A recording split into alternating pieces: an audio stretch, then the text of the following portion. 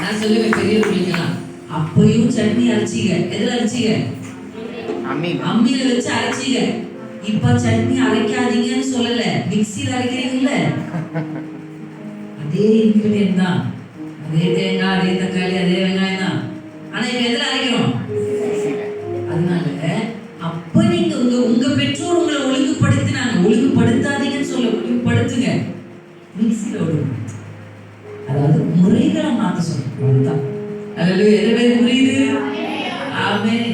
இந்த சிஸ்டர் வந்து என் பிள்ளைங்க இன்னும் உசுப்பேத்தி விட்டு போறாங்க. எங்க காலத்துல நீங்க ஆரம்பிக்கும் போதே அவ 1000 அடி தள்ளி போயிடுறா. ஆமா. அல்லேலூயா. சோ இந்த காலம் எப்படிப்பட்ட காலம் அப்படின்னா, கடைசி காலத்துக்குள் வந்துட்டு இருக்கிறதுனால பாவம் பெருகுது.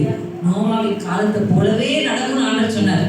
இப்படிப்பட்ட காலத்துல வசனம் சொல்லுது, ஜலத்தை கர்த்தர் வீச, ஒரு ஜலம்